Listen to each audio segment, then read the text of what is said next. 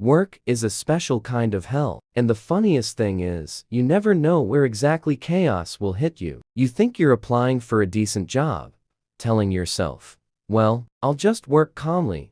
Everything will be fine. Yeah, sure. For example, once I got a job as a waiter. First day, first customer, an old man, about 70. He stares at the menu for a long time, like he's solving some kind of equation, and finally says, "Do you have borscht?" I froze. I say, "Grandpa, this is McDonald's. We don't even have normal salt here." And he goes, "Well then, bring me herring under a fur coat." And he said it so confidently, like he'd been ordering it here all his life. I just stood there smiling politely, but inside I was thinking, what's next? Homemade stuffed cabbage rolls? Maybe some vodka on the side? Then a girl comes in.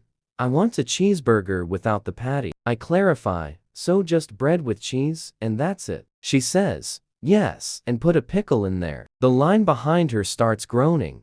Why is it taking so long? And I'm thinking, people, it's not me who's confused. I'm not slow. She's out here reinventing sandwiches. The kitchen was its own level of hell. Meat sizzling, oil popping like fireworks, fries shooting out of the fryer like tiny bullets, and the manager yelling, "Faster, we've got 30 orders." I open the fridge, and there are nuggets that clearly hadn't been fresh since the Cold War. You could have buried them with a little tombstone. Meanwhile, my coworker is standing next to me eating ice cream, straight from the machine, like it's his personal buffet, and he looks at me like I'm the crazy one. But the real nightmare was the mystery shopper. Picture it, everyone's running around sweaty, angry, and the moment the manager shouts, "Mystery shopper in the restaurant," we all transform into angels. Smiles from ear to ear.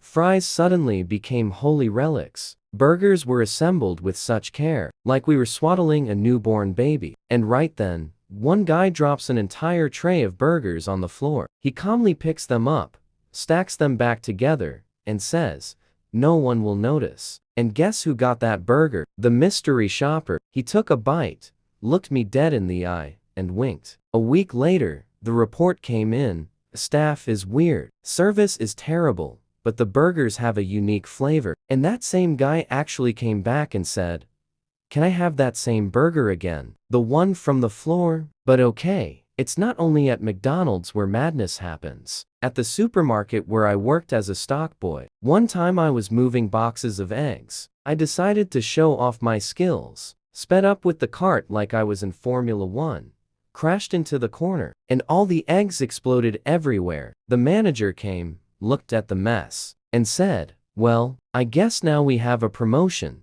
free omelet." And for the whole week, everyone called me Omelet Guy. People would pass me in the hall and whisper, "Careful, he's fragile." Office life wasn't much better. We were sitting in a meeting. The boss was saying something important, and my stomach started growling like a dragon waking up from hibernation. Everyone stayed silent, tense, and the boss asked, "Does anyone disagree with my decision?" And at that exact moment, my stomach went, brr. The whole office turned to look at me, and from that day on, I came the guy who argues with his stomach. Someone even suggested putting me on speakerphone during negotiations, so his stomach can do the talking. My friend has an even crazier story. He worked as a delivery guy. Once he arrived at a wedding, about 40 guests waiting, everyone shouting, "Where's the pizza?" He pulls out one small box and says, "Here's your pepperoni." Silence, then chaos. Turns out the bride had ordered 20 pizzas, but forgot to click the confirm order button. And of course, the delivery guy was the one who got blamed. He told me it felt like being executed in front of 40 hungry relatives. And when I worked at a call center, once I called a client. He picked up the phone and yelled,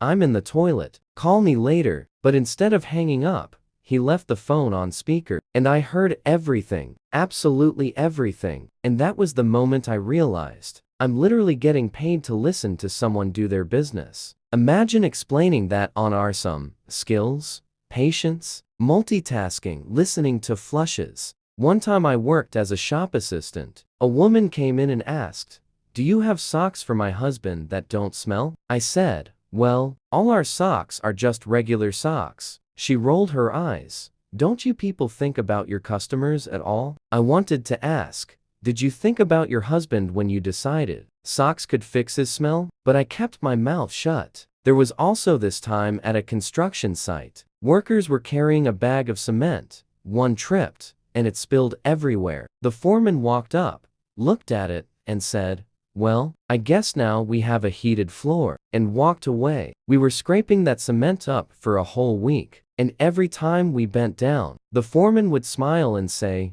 "Good workout, huh?" And then I had a friend who worked as a security guard in a store. One day, a man came up to him and asked, "Are you guarding this place?" He said, "Yes." The man, "And what if I steal something right now?" Then he put a chocolate bar into his pocket. The guard froze, then said, "Well, then I'd have to catch you." The guy looked at him, pulled the chocolate bar back out and said, "All right, you're cool, I won't bother you," and just walked away. Honestly, that's the most polite thief I've ever heard of. And here's the thing, wherever you work, chaos will find you. At a cafe, in a store, in an office, on a construction site, even in a call center. Work isn't just do your job and get paid. It's like a TV series without a script. Every day brings new characters, new absurd situations, and new legends that you can later retell in a video. Sometimes I think jobs should come with a warning label, like,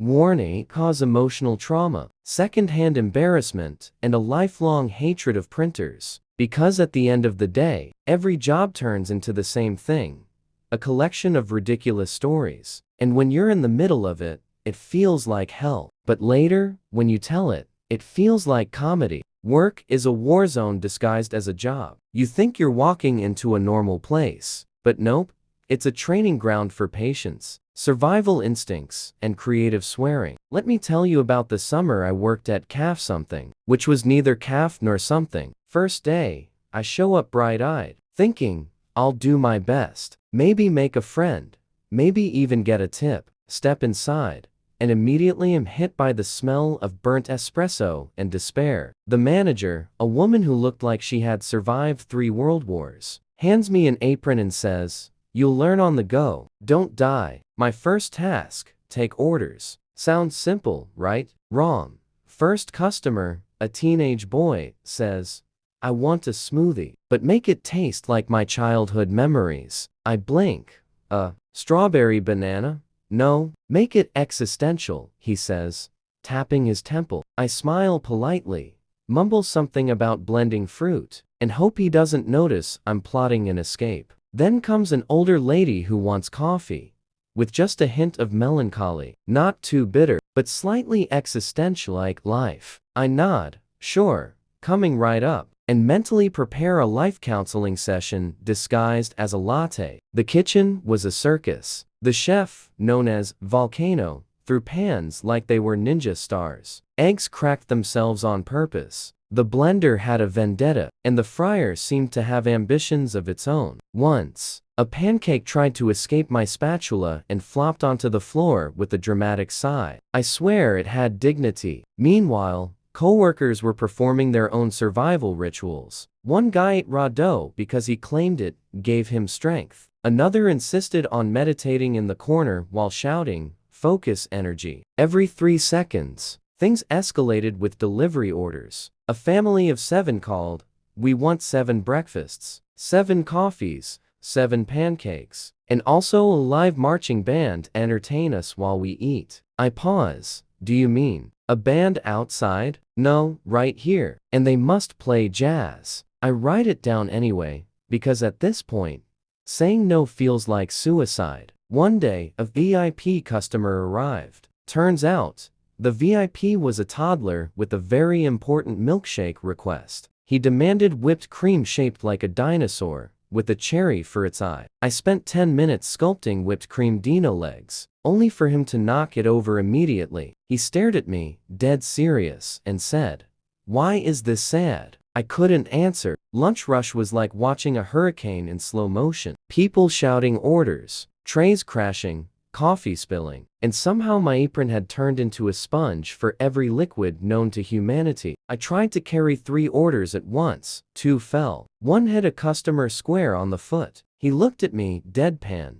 I guess my day just got interesting. I bowed. Then came the inspection day. A food critic, disguised as a regular customer, arrived. Everyone panicked. Fryers were polished like gold, coffee cups aligned with military precision, and the chef tried to memorize all pancake recipes from memory. I dropped a tray of cappuccinos. One landed on his lap. The critic sighed and said, "Interesting foam art. Somehow, we survived." Even office work exists inside the caf. Orders were sent on a tablet system that hated me personally. Every time I touched it, it crashed, rebooted, or displayed hieroglyphics. Meanwhile, customers were yelling, "Why is our order delayed?" I screamed inside, but smiled outside. Survival required acting like Zen monks while chaos ate the building. By the end of the summer, I had scars. Emotional scars. Scars on my uniform, and a newfound skill set that included negotiating with toddlers for milkshakes shaped like animals, diffusing angry customers with nothing but a smile and an apology, dodging flying pancakes and coffee like a ninja, making existential smoothies that may or may not cause an identity crisis. And the funniest part, I actually missed it. Yes, I hated every second. But when I told these stories later, friends laughed for hours. Every disaster became a legend. Every absurdity turned into comedy. Because work isn't just a place to get paid. It's a place where the universe tests your patience, creativity,